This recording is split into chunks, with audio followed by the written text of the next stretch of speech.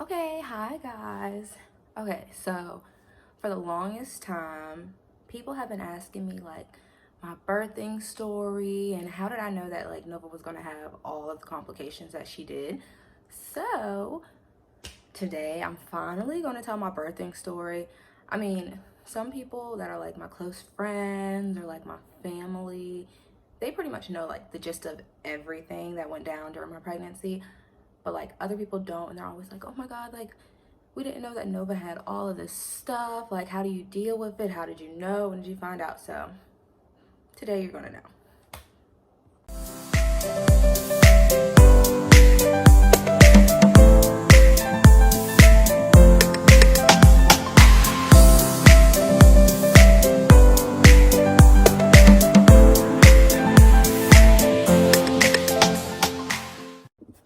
Okay, so I found out I was pregnant in like November of 2018. And I mean, like, once you first get pregnant, like everything's fine. So then around like week 8, that's when I started getting like really, really bad morning sickness. I'm talking about like I would literally throw up all day. I wouldn't leave the bed. I wouldn't get up and do anything. There would be days where I would go like, it's gonna sound really gross, but I would go like 5 days without showering just because like I was so sick. I could barely keep my head up. Like anything that I ate or drank came right back up, including like water. So I think I conceived at like 150 pounds. And so I had morning sickness from like week 8 all the way up until like, I would say like week 29, and that's not even being dramatic. Like I was so sick, like throwing up all. Okay, sorry, my mom had called. But yeah, so from like week 8 all the way to like 29, 28, around then, I was sick as a dog. So it was like around week, I want to say like week 13, where I had went to the doctors, and you have the option to get the test to see like if your baby will have like Down syndrome or like any type of things, that could be like uh, a major red flag that would make you high risk, so that you're watched closely during your pregnancy. So I had done, I think it was like, I don't even know what the test is called. I'm not even gonna lie, just in case people need it, but I'll look it up, and if I can remember to put it in here, I will. But so I took that, and about like 3 weeks later, my doctor had called me, and she was like, hey, I just wanted to let you know that the results came back positive for, the chance of your baby being born with Down syndrome. And at the time, I was just like, it's like a 1 in 1,000 chance, like people get false positive all the time. So then around like week 18, that's when they scheduled me for my first high risk ultrasound. So I had gone in, and they had saw that she had a heart defect, but that was like the only thing. So like her growth was average, like she didn't have any extra fluid on the brain, she didn't have like the thickness in the neck. And so we were just like, people are born with heart conditions all the time. So we knew that there was a possibility that she would have Down syndrome, but it was like, it wasn't a big deal to us. So we would just go, I think we had appointments like, I don't want to say like every week. I want to say it was like at least once or twice a month with the high risk doctor. And so still within like the first couple of weeks, I was still vomiting so much. I think by the end of my first trimester, I had dropped all the way down to like 135, and I didn't, like, from there, I just didn't gain any weight throughout the whole pregnancy, and I really didn't have an appetite. Like, it was just really weird. Like, everybody's like, oh, I'm eating for 2, da, da, da, da. And I'm like, I can barely eat for 1. So I don't understand like that whole little concept. But then again, like, nothing about my pregnancy was average. So I think we went for like the 32-week checkup, and with every like checkup that I really went to, I always had like an ultrasound following, just because I was high risk. So we went to that ultrasound, and that's when they said that they had seen something wrong with her kidneys, and one of them was dilated. But he was like, this isn't something that I've seen like recently within the ultrasound, so I'm gonna look at it closely, so I might need you to come back next week. So we were like, okay, that's fine, like as long as she's healthy and she's growing, which I mean she was, like everything was on track. Like she was gaining weight, but just not as fast as we thought that she would. And I'll put like pictures in here too, so you can see like when I was all belly during my pregnancy, I was literally like all belly, like my face had sunken in, like my legs were really small. You could like see my ribs, but I had a baby bump. So it was just really weird. And so I forgot where I was at in my story. Okay, yeah, so they had seen that the kidneys were dilated. So they were like, you know, we don't know what that could be from because nothing else looks affected. So it really wasn't like a big issue to be pressed. So, you know, they sent that stuff over to my regular like OB. And so when I was 34 weeks, we had gone back again, and he noticed that it looked a little more dilated than it was last time. So he was like, you know, with these findings, now that you're 34 weeks, you're going to have to come every week up until you deliver to make sure that everything's on track, everything's okay. Because at this point, she really wasn't gaining that much weight. And I think at 34 weeks, I had finally reached like 142 pounds, if even that. And so as before, we were like, okay, we just have to keep like a really close eye on it.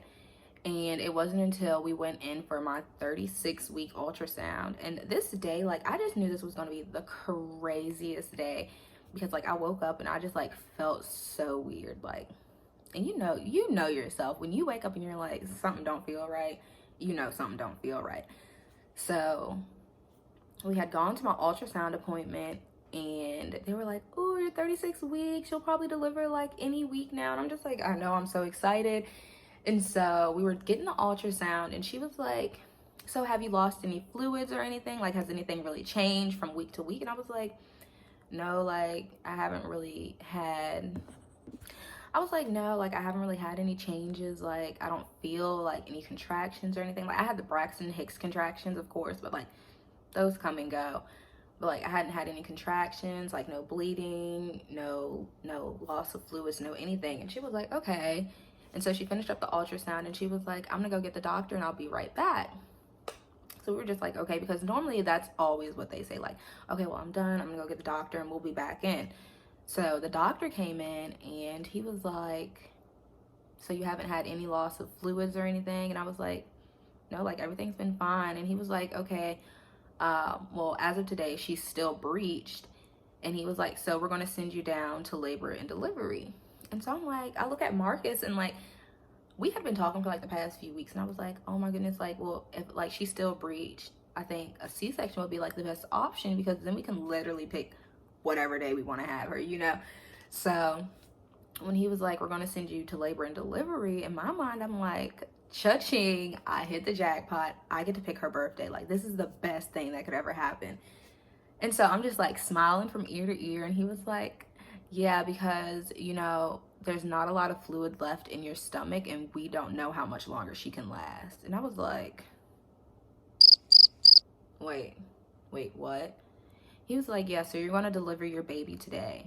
And I was like, I don't have a bag. We don't have a car seat in the car. I don't have a stroller. Like, I literally was not prepared for this at all. Like, the baby bag that's supposed to be packed at like 32 weeks, it was still sitting in the closet empty. Like, we literally had nothing. So I'm like looking at Marcus, and I'm like, instantly, like, I start shaking. Like, I'm shaking like a dog.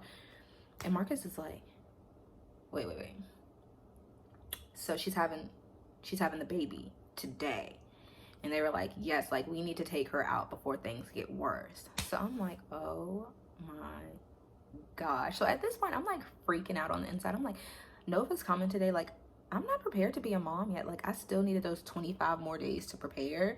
So this is going to be crazy. So we go down to labor and delivery. I like fill out the paperwork. I get my band. They put me in a room. I get changed into a gown. And then they like put the stuff on so that they can monitor my heartbeat and her heartbeat. I honestly don't know what that thing is called. I probably should have listened, but I didn't. So at this point, we're like laying in the bed, and my nurse was like, okay, well, I don't want you to get too comfortable, because with the heart defect and what we saw with the kidneys, I don't know if we're going to be able to deliver here or if we're going to have you transported. So I was just like, okay. So at this point, I'm calling my mom. I'm like freaking out. I'm like, Mom, they said Nova's coming today. Like, I'm about to have a C-section any minute now. And so my mom was like, fuck, I just got to work, but okay, I'm on the way. So I'm literally just sitting there, and like me and Marcus are just like shaking our heads. I'm like, I can't believe Nova's really gonna come today. Like, okay, I knew I said that I didn't want to last the whole like 40 weeks, but I didn't want her to come 4 weeks early, you know? So I think like 20 minutes later, the doctors came in and they were like, hey, okay, so we're gonna have to get you transported to St. Mary's. And like, that was like a 30-minute drive. And I was like, okay, so like, do I need to get dressed and he can drop me off? And she was like, no, like, he can run home and get whatever y'all are gonna need, but you're gonna have to take the ambulance. And I was just like, oh, okay. So I finally get transported. That happened at like, my appointment was like at 8:30 in the morning. So by the time that I like finally got situated and transported, it was probably like 10:45. And so I get to the hospital, they like start prepping me. They're like just asking me all these questions. They're giving me IVs. They're making sure I do this, this, and this. They're making sure that the doctor's ready. They're making sure that like they have everything that they need to make this go as smoothly as they can. So I'm just like, this is literally the craziest day and the craziest thing I've ever done. So let's see. I think they took me back around like 12, and this is gonna sound really bad. I can't remember what time she was born because I was just like so out of it, but I want to say it was like 12:32 or 12:40. It was noon. So I go back there, and it's just the scariest thing. Like, if you haven't had a C-section, I mean, it's really painless, but it's just like, just the fact that you have no control over your body has got to be just the scariest thing possible. So it's like they went in and they were like, what stations do you want to listen to? Like, is there a playlist on your phone that's like your favorite? So they put my favorite playlist on. So like at this point, I'm like, okay, I feel so relaxed. I feel like I'm at home. And so she's like, okay, we're going to do the epidural. And I'm just like, okay. And so they do the epidural, and she's like holding my hand, and she's like, oh my God, you're shaking. Like, I was like, heck yeah, I'm shaking. Like, this is the scariest thing I've ever done. So they put the epidural in, they lay me down. At this point, like, I just felt my feet go numb, and then everything all the way up just like numb. Like, I'm laying there, my arms are out, and my hand is just literally like twitching like this, and I couldn't even like help it. So after like 10 minutes after they gave me the epidural, they put up the screen, and I was like, oh my gosh, it's about to start. So you literally can't feel anything, like nothing at all. So they're just cutting me open, and then that's when Marcus comes in, and I just like look at Marcus' face, and he's like, and I'm like, oh my God, oh my God, oh my God, oh my God. So then I'm just laying there, and Marcus is like, oh my God, you're doing good, you're doing great, you're doing great. And the doctor's like, okay, she's almost out, she's almost out. And I'm like, oh my gosh. So then they pull her out, and she's just the littlest little tiny peanut, but like, she really wasn't crying. So we were just like, they didn't want us to hold her at all because they were like, we need to get her oxygen, we need to make sure that she's okay, like everything. So the only thing I can remember the doctor saying was like, wow, there's literally like no fluid in your belly at all. And in my mind, I was thinking, if we wouldn't have came today, like, she probably could have died. So so after they got me sewn all up, they got me cleaned up, they wheeled me to the room. And the crazy thing was, like, since she had so much going on, I couldn't even see her the whole day that she was born. I think I had her, I know for sure I had her at 12 something. Like I said, I can't remember the exact time. And I wasn't able to see her until after midnight that night because they wanted to make sure that, like, I got the feelings in my legs back. I could walk by myself. I could pee by myself. Like, they just wanted to make sure that everything was okay. So I remember I only got to see her for like 15 to 20 minutes that night. And then the whole night, I couldn't even sleep. Like, they were like, you need to start pumping. You need to make sure you can still walk. Like, just so much stuff. My nurse was coming in like every 2 hours to try to pump me with medicines. I didn't take any medicines. The only thing I really got was like Tylenol because I didn't want to take like perks or anything because I really wasn't in that much pain. And so it wasn't until the next day that we knew everything that like was going wrong with her. So I had her on July 3rd, and by July 4th, there was a EMT there that morning to transfer her downtown to take her to the children's hospital where they could take better care of her. So I think I was in the hospital without her for like 2 days. I made them discharge me early actually because I was like, my daughter is not even here. Like, there's no point in me being here. I'm not taking any perks. I feel fine. Like, can y'all please let me go? So they were like, yeah, like, you can go. So I got released. Let's see, I had her on Wednesday. I think by Friday I was out of there. I'm not even gonna lie. I think it was Friday because I was just like, I am not gonna stay here. Like, there's no way I'm staying here. Like, there's nothing for me here. Literally, like, my baby's not here. Like, I'm ready to go. So we had gone, I had got discharged. We went down to the children's hospital, and that's just like when all the news started coming in. They were saying that like her belly was full of like a fluid that they didn't know, which we later learned was all of my amniotic fluid. She had drunk it. So the fact that she was drinking all of that fluid, it had pushed on her kidneys for so long, and that's when the kidneys had started to dilate because there was so much pressure on them. So by the time that she was born, she already had stage 4 chronic kidney disease. Within the first day of her being born, she had to get a blood transfusion. And then they did the echo so that they could look at her pre-existing heart defect, and they found that she had another heart defect. So she had a coarctation. So they literally just had to, like, I think it was like when she was like a week old, they had to do a heart surgery, and they pretty much just clamped the ends. They had to like stop the blood flow of her heart for like 20 minutes, and they had to cut off a piece and sew it back together so that it connected properly. And then they had to put in like this little thing through her belly button because she could pee like a normal baby, but she just had so much extra fluid that drains out and they don't know where it's coming from. So she had that. And then because of her chronic kidney disease, they had given her a PD catheter in her belly as well, just in case she needed dialysis. So it was like between the day that she was born and like her first 2 weeks, she had already had like 3 to 4 operations. And so it was like day after day, it was just like a new diagnosis, a new diagnosis, a new diagnosis. And like we had known that she would have Down syndrome because like I said, we took we did the blood test and everything. So they had done another blood test after she was born just to confirm like, okay, she does have it or she doesn't have it. So by this time, we were waiting for those results, but we knew for sure that she had the coarctation of her heart. She had a heart defect. She already had a blood transfusion. She had the chronic kidney disease. She had hypothyroidism. So it was just like a list of things that just kept going on and on and on and on and on. And we were just like, oh my goodness. Like, that was the hardest time I ever had to go through. Because I was just like, what did I do? Like, what did I do wrong during my pregnancy to have all of this stuff happen to her, you know?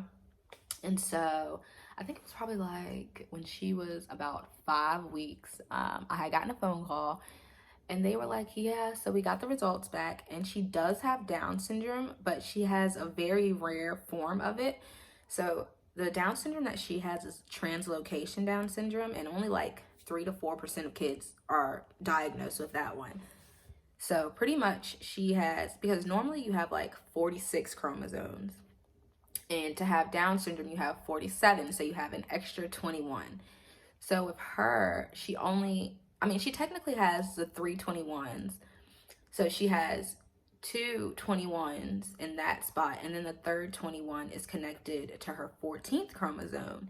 And I was like, I've never, like, okay, I probably learned about that in science, but I wasn't the best science student, so I didn't really know. So I was just like, okay. So the doctor was like, so with that, I mean, the best thing that you could do is you could get your blood done and her dad can get y'all's blood done. And then from there, you can just like see what the results are and what y'all need to do. Like if one of y'all could be a carrier for it and how it can, like, you know, affect you in the future. So I was like, okay. So of course I was like, I'm definitely gonna get my blood taken to see like what we can learn, because you know it never hurts. So I had got my blood taken, and I think like maybe 3 or 4 weeks after that, they had called and they were like, so we got your results back and you're a carrier of Down syndrome. So the crazy thing is, like, so for me, I only have 45 chromosomes. So I have, oh, my phone's about to die. So I have 121, and then like my other 21 stuck on 14. And I was like, that's so weird. I've never heard of anything like that. So I would suggest, like, because you know, curious minds, like, they always want to know. I would suggest that you can get blood work done prior to you trying to conceive, just so you know, because like those blood tests can literally tell you everything. I mean, I don't think it can tell you like if your baby would be born with like Tourette's or like autism, but like for Down syndrome and like stuff like that, you can definitely find out prior, so you know like what your chances are. But so yeah, so at this point she's 6 months old. She's super healthy. Well, okay, I shouldn't say super healthy, but she's as best as she will be for now. So she's had 2 blood transfusions done by now. She's had her coarc fixed, but then they said that as she started growing, it messed up again. So I think about a month ago, they went in and they did a revision. So they got that reworked, and now they're saying that they don't know if they're going to have to fix it one last time. But that's just something that we'll have to see later down the road. Let's see, she got her PD catheter taken out for now.